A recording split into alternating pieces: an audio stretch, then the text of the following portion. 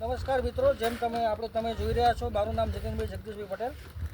આપણે અત્યારે ગિરીશભાઈના ફાર્મ ઉપર આવ્યા છીએ અને એ અત્યારે ઘઉં વાવવા માટે વાવણી લઈને આવ્યા છે. એમાં જોડે 12-32 અને બીજું કંઈક હલકું કંઈક લઈને આવ્યા છે. ખબર નહીં કંઈ ઓળખાતું નથી, મિક્સ કંઈક દેખાયું ખાતર. હમણાં ચાલી જશે એક વાર માટે, પણ 173 ઘઉં વાવી રહ્યા છે. ગિરીશભાઈ પોતે અહીંયા હાજર ઊભા છે અને એક આપણી જોડે એક મોટી ઉંમરના દાદા છે. દાદા જરાક આ બાજુ આવો. આવો આવો આવો. આ દાદા આપણી જોડે છે, એ આપણે જોડે સલાહ આપશે. ભૂલચૂક થતી હશે તો આપણે એમાં ટોકશે. અને હવે ગિરીશભાઈ સાહેબ જે એમના 6 વીઘાનો નંબર છે, એ 6 વીઘાના નંબરમાં 170 ઘઉં વાવી રહ્યા છે. એમના અંદાજ પ્રમાણે 80 મણ ઘઉંનો ઉતારો લેવાનો એમનો અંદાજ છે. અને લગભગ મને લાગે છે કે 80 મણ તો નહીં થાય, પણ કદાચ મારા કરતાં થોડાક ઓછા તો રહેશે, 10 મણ જેવા. મારો ઉતારો વધારે હશે, કારણ કે મારે શું માવજત ને બધું વધારે હોય છે અને એ રીતે પ્રમાણે ગિરીશભાઈનો ઉતારો ઓછો જ રહી જતો હોય છે.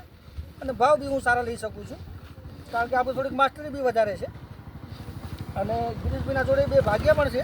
આપણા ભાગીદાર છે બાજુ પેલા સુનિલભાઈ અને પેલા માસ્કવાળા જે છે એમનું નામ નરેશભાઈ છે. એ અત્યારે આપણી જોડે જ છે, જે મથી રહ્યા છે. અને સારું છે બધું. હવે જોઈએ હવે શું થાય છે. વરસ સારું છે, વરસાદ સારો થયો છે તો લગભગ વાંધો નહીં આવે અને થઈ જશે. તમને જરાક નજીક